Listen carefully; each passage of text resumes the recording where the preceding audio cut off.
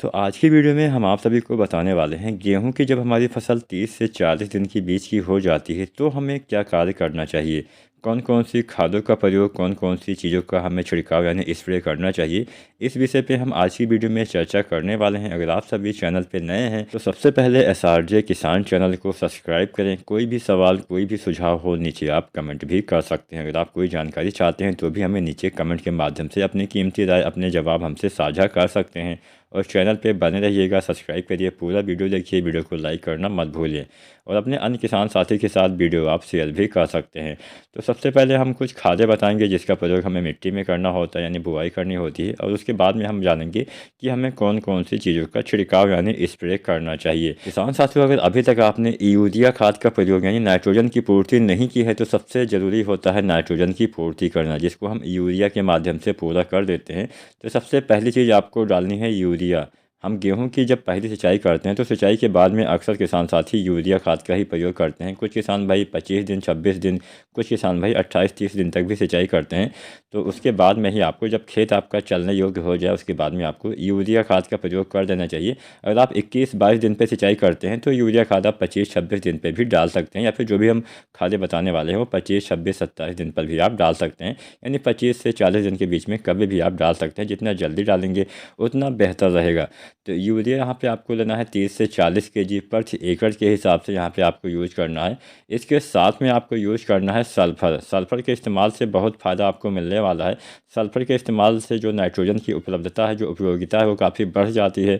Nitrogen की अधिक मात्रा आपके पौधे ग्रहण कर पाते हैं, जिससे फसल में हरापन रहता है, काफ़ी आपके कल्ले ज़्यादा आते हैं, अच्छी ग्रोथ होती है, पौधे की बढ़वार, वानस्पतिक विकास अच्छे से और काफ़ी तेज़ी से होता है। क्योंकि ज़्यादातर मात्रा में ये होता है कि हमारे पौधे उतनी मात्रा में जो नाइट्रोजन है उसकी पूर्ति, उसका शोषण नहीं कर पाते हैं, और जब आप सल्फ़र डालते हैं तो काफ़ी ज़्यादा मात्रा में आपके पौधे जो नाइट्रोजन की उपयोगिता है वो आपने भोजन के रूप में उसको ग्रहण कर पाते हैं।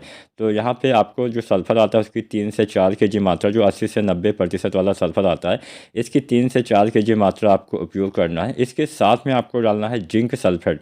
जो जिंक आता है, अगर आप 33% वाला यूज़ करते हैं जिसमें सल्फ़र भी होता है, तो 33% वाले जिंक की आपको लगभग 4 से लेकर 5 केजी मात्रा प्रति एकड़ के हिसाब से यूज करना होता है। अगर आपको ये नहीं मिलता है, 21% वाला अगर आप डालते हैं, तो 21% वाले जिंक की किसान साथियों आपको लगभग 7 से 8 केजी मात्रा प्रति एकड़ की दर तक आपको यूज करना होता है। ये 3 चीज़ें आपको डालनी है। इसके साथ में चौथी चीज़ आप डाल सकते हैं कोई भी ग्रोथ प्रमोटर।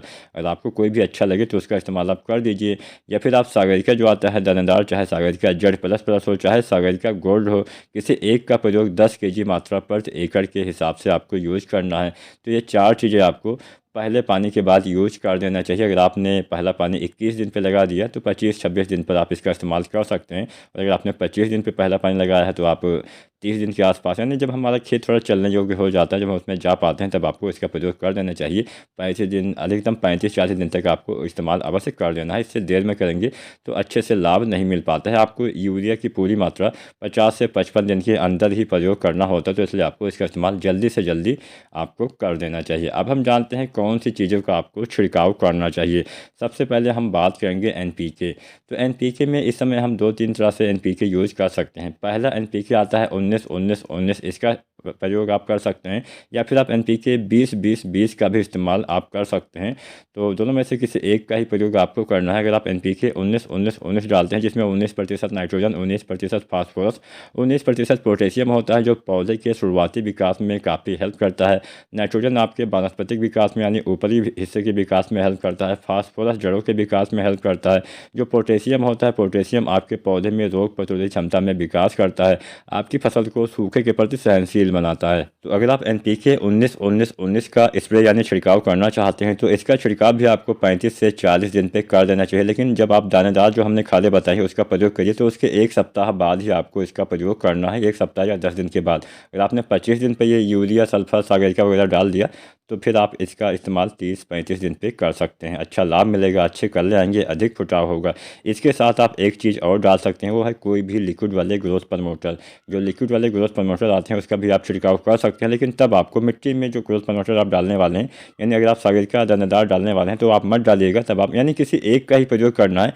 चाहे आप जो दानेदार वाली ग्रोथ प्रमोटर आते हैं उसका मिट्टी में इस्तेमाल कर दें, चाहे आप स्प्रे के रूप में जो आती हैं लिक्विड वाली, जो ग्रोथ प्रमोटर आते हैं, उसका इस्तेमाल कर दें। अगर आप लिक्विड वाली डालते हैं तो सागरिका लिक्विड की यहाँ पे आपको 250 से 300 या 400 ml मात्रा प्रति एकड़ के हिसाब से यूज करना है। NPK 19-19-19 1 से 1.5 kg अगर आप डालते हैं, अच्छा लाभ मिलेगा, अधिक कल्ले आएंगे, अधिक फुटाव होगा, पौधे हरे भरे रहेंगे, ज़्यादा उत्पादन आपको बाद में देखने को मिल जाएगा। अगर वीडियो पसंद आई हो लाइक करें, चैनल सब्सक्राइब करें।